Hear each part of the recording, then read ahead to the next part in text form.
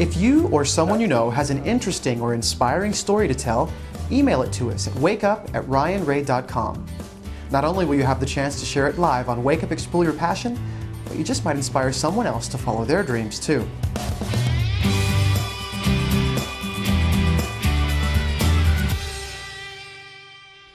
We're back live here with inspirational comedian Ernie G. Ernie, you were telling us just before the break how you wish you had told a few more jokes. I didn't realize the camera was on. I was like, man, that one sucked. That's live TV, man. Oh, we're still online. Oh, okay, cool. Listen, man, so you were telling us why you made the switch to clean comedy. Yes, I performed for the National Council de la Raza at one of their annual conferences, and I was doing clean comedy. I had 10 minutes of clean comedy. The mic system crashes. The guy says, stretch it, stretch it. I ended up performing 58 minutes of clean comedy. The way I did it, I just started sharing my own personal story. And was it funny? Did people respond? People were cracking up. And they got a little touched, moved, and inspired. And I was like, wow, maybe there's a need for comedy that's not only culturally relevant and inspirational, but that's clean, that you can do. At that moment, I committed to doing clean comedy and really making our grandparents and grandmother and grandfather laughing, as well as our little nietos and nietas and little cousins. If I can make the whole family laugh and be a little bit inspirational, I'm not sure if there's too many other people out there doing that. So I'd love to be, the guy who's able to make everybody laugh, not just a certain crowd. Well, you've been doing a little bit of that. You've been on a few tours, college campuses. Yeah, I got really blessed. A few years ago, I committed to making a difference, especially in the Latino community, but for all kids to get themselves into college. And as a result of that, I did some commercials that were really successful in getting Latino high school kids registered into college. And then I spoke at universities all over the country, and then I found the Hispanic College Fund.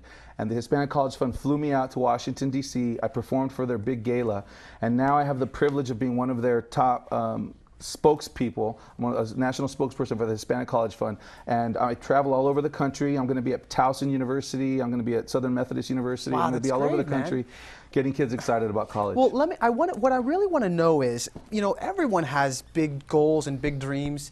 You've taken and made a career out of something that many people would say is impossible. What have been your secrets? Have you had a mentor or anyone who's helped you along the way? What have you done? Absolutely. When I was a kid, my mother, who of course is my biggest hero, my comedy CD is called Mama's Boy, of course. We have a little thing, Mama's Boy. My mom is my hero and my heroine, but she also made sure I had great coaches along the way. I had a big brother by the name of Johnny G. Johnny G had a big impact on my life. Ms. Donna Huckabee. But then when I graduated from college, I did that life-altering transformational seminar called The Forum, the Landmark Forum, which has had a big impact on my career.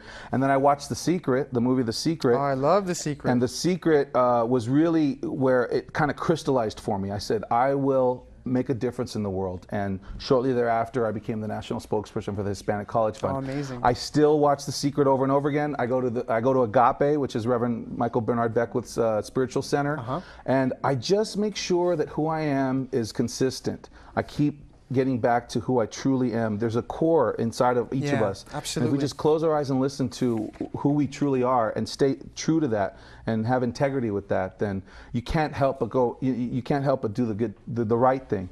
As soon as you feel yourself start swaying, just close your eyes and listen for a minute, and your truth will be revealed to you. But there are so many things that distract us. I mean, not only what's happening with our families and our personal lives, but then you've got financial pressure and all of these things. How do you overcome that and stay focused? The way you overcome that and stay focused is by closing your eyes and listening to the sweet inner voice within. Great. All this stuff outside is just a distraction. They say at Agape, they say praying is talking to God and meditating is listening to God. And when you can close your eyes and just listen to that still sweet voice within and stay true to that, then you can't go wrong. And that's been my blessing. I thank God every day. I wake up in the morning, I look at the ocean, I live right by the beach, and I look at the sun and I say, thank you, God, for the blessings of my life. And He continues to bless me over and over again. Wow, gratitude is a really big part of it. Ernie, as a comedian, I'm sure at some point in your career you've had to deal with rejection. And I want to find out your stories, because I know you have some. When we come back, Marlene Forte will join the conversation. We'll hear her thoughts as well and find out if she has ever been rejected. Plus, our correspondent, Ginny Crawford, goes on the road to hear what you have to say, and later on, a special performance from multi-talented musician, Quetzal Guerrero. Stay with us. We'll be right back.